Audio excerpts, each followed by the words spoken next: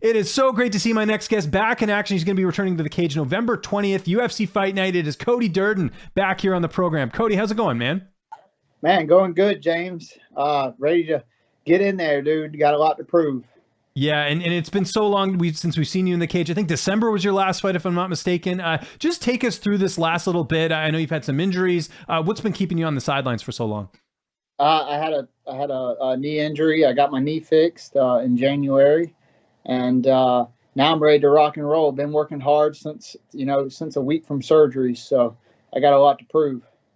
What was this an injury that you had like throughout your career? Did you hurt it in the last fight? Like take me through the actual injury itself. Yeah, I hurt it in the last fight and torn ACL, and I had a broke toe. So yeah, man, it was the last fight. I wasn't the healthiest, but this fight camp's going great. I'm healthy and just ready to get in there. Has when were you actually able to get back in there and train full time? Because I know with an injury you got to be careful. You don't want to rush into things, right? Well, 2 weeks, I think a week or 2 weeks after surgery, we started physical therapy. And then I got Barber Orthopedics, Scott Barbara, out of Atlanta, Georgia. He got me a physical therapist I'm working with 3 to 4 times a week. And I've been working with him since January. So, I haven't stopped. I gotten a lot stronger. My PR on my squats. Actually, I hit the most I've ever hit in my whole career. And my bench presses went up. We hit the weights real hard while we were out. And then got back on the mats in July. And man, just killing it, dude. Ready. Okay, that's interesting because I was just curious if you wanted this much time off. Like by the sounds of it, if you're back on the mats in July, were you kind of hoping for something in the fall, or was this the right amount of time off to take your next fight? Well, I tried to get a fight the end of September, but my release date for competition wasn't until September 18th. So when the UFC offered me Qileng for November 20th, we jumped on it, man. Correct me if I'm wrong. Was there not something with you and Malcolm Gordon? I think that there was some talk of, I think you wanted to fight him or something. I can't remember exactly, but I do remember seeing something on social media about that. Man, these flyweights are boring, dude. Like if you look at my Instagram, I've called them all out, and they just don't respond. They act like they don't see me, and I'm not calling guys out that are out of my competition in the top 5 of the weight class. These are fights that are doable, and they act like they don't see me. The 135-pound division, is on fire. They talk a lot, and that's why a lot of people talk about the 135-pound division. And I feel the flyweights need a little more spark. Yep, not agree with that. Just quickly, I know it's a bummer to talk about, but what did you sort of take away the most from that last fight you had in the octagon? Because I know you've had a lot of time to kind of go over it and kind of bring new things into this fight. Man, I learned a lot that fight. Man, I was just dominating. Look at the strike counts. The first 3 minutes it was 43-7. I took Jimmy Flick down with ease. He's never been taken down in his career. I had a lot of problems leading up to that fight camp that hindered me. I couldn't even kick because my leg was so trashed. I kicked one time. I stepped back and I felt my leg buckle, and the aggression wasn't there. Because of my leg. And no excuses. It was his night. The flying triangle was spectacular, man. It really was. Caught me off guard. I went to sweep his leg. I know not to go forward, when a kick lands at the knee on your shoulder. And that's what I learned from that fight. And, I drilled over and over and over again during the last, 8 months of getting out of triangles. So, if it ever happens again, it'll be a different outcome. Let's talk about your opponent here. You mentioned him, 18-8 record. How do you feel like you match up against him stylistically? Man, I think it's a great matchup. I think he comes forward and throws a lot of punches, and I can wrestle and I can strike. So he's in for a bad night. I promise you. Training camp, you got a great group of guys I know you get to work with on a regular basis. Who have been some of the main training partners for this camp? I'm training alongside right now Rafael Suncio, um, Brantley Furr, a lot of guys in the gym that are amateurs and pros, but they're solid. You know, we got a solid group of lightweights at the gym, and they've been giving me a lot of work, a lot of work. Yeah, and sometimes nice to have those amateur guys in there, right? Because they're still trying to prove themselves. They'll give you a good look, right? They'll put all that effort in. There's no egos, nothing, because they're trying to get to your level, right?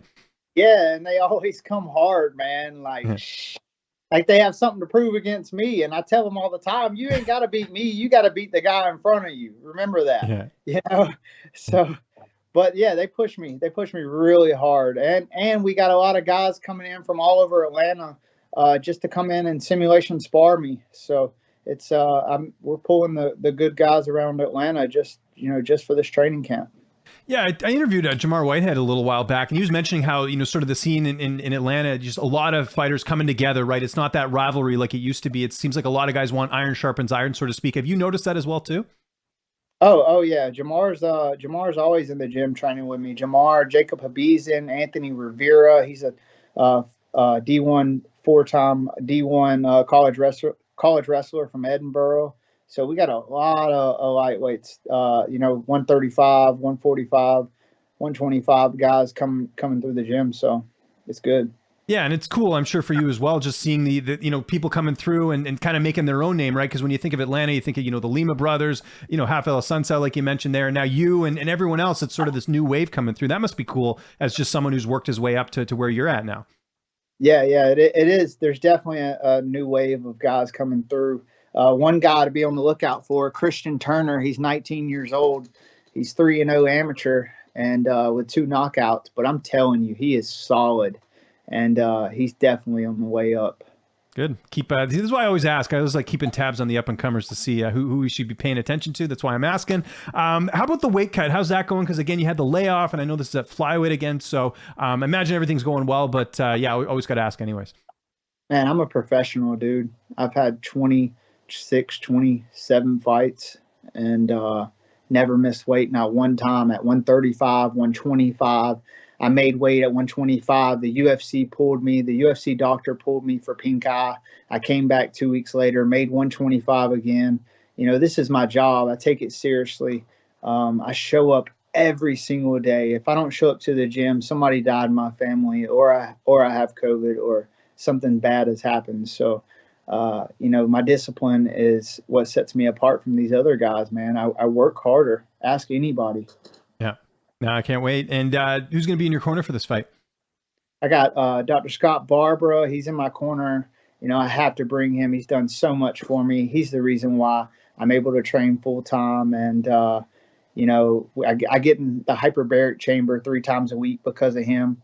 My coach, Chad Schaefer, he trained, Brian Bowles back in the day. He's trained Forrest Griffin. He was actually in Forrest Griffin's corner before at the Ultimate Fighter, and he's a very, very good technical. He's a wizard, man. And Coach Brantley Furr at ATT Team Lima. Love it, man. That's great. And how do you envision this fight playing out on November 20th? Man, I see a finish. Just like Qileng said, he said he's either going to submit me or knock me out. Man, I feel the same way. I don't see him submitting me or knocking me out, though, dude. He's got 2 submissions in 28 fights. I got 5 submissions, 5 knockouts, and 11. Well, I'm 11-3. So, and I think I fought way better competition than he has. So, yeah, man, I feel like it's a great fight for me, dude, and I will be victorious. Big fight in the division, obviously, and with flyweight, I think there's a little bit of wiggle room as opposed to some of the other divisions that are kind of log jammed at the moment with contenders. Does an impressive finish here, does that sort of shoot you up the rankings? Like, what are you sort of thinking here with a win here, especially an impressive win? Man, I mean, get the win, call somebody out, and work your way up the ladder. That's how I roll, and that's how I've been my whole career.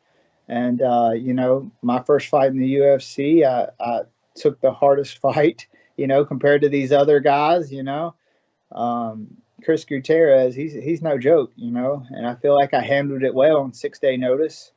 And if I would have got the takedown and I wouldn't have got put in the armbar in the end of the second round, one judge could have gave it to me, and that could have been my fight.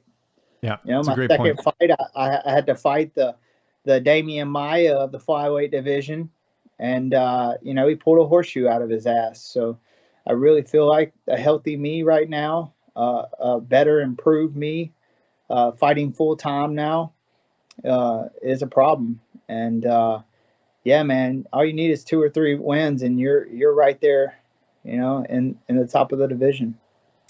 How many more fights do you have left in your contract? This is my 3rd fight on my contract. I signed a 4-fight contract. So after this one, you'll renegotiate, I would think, because you always renegotiate on the last one, right? So a lot on the line for this fight in a certain way, because you can definitely raise your stock going into negotiations. Exactly, man. This is everything, dude. Yeah. I haven't drank alcohol in 3 months now. Awesome. And I've sacrificed so much. I feel like a cocoon because people invite me places, and the only real place I've been out is my buddy's wedding, because I was in the wedding 2 weeks ago. So the last 3 months, man, I've been boring Cody, but I've been focused, and that's what I really want, is to win.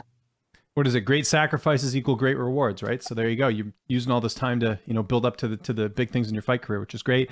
Before we go, speaking of winning, Atlanta Braves winning the World Series. How happy were you? I don't know if you're a baseball fan or not. Man, the Atlanta Braves, the stadium is 40 minutes from my house, man. And actually, when I was working in construction 2 years ago, I set up all the lights at the stadium and cool. outside the stadium. So I was there like every single day, 8 hours a day, 5 times a week. And man, I got to meet a lot of the players. One of my good friends is Ryan Kolesko. He's coming to my fight. And do you know who that is? I do, yeah. I know the name. I'm not a huge baseball fan, but I definitely recognize that name for sure. Yeah. He won the World Series in '95, and he hit back-to-back home runs. I mean, he's a Braves legend, and he's coming to my fight the 20th. So it's gonna be cool to hang out with him afterwards. And man, I've been to so many Braves games since I was little. It's awesome, dude. This interview is awesome, Cody. Always appreciate the time, man. UFC Fight Night, November 20th. You don't want to miss it. Anyone you want to thank, any sponsors, any social media, I'll give you the last word. Yeah, Barber Orthopedics, Triad Mechanical, Eat Clean Bro, Lifeline CBD, and everyone at ATT Team Lima that's been helping me get ready.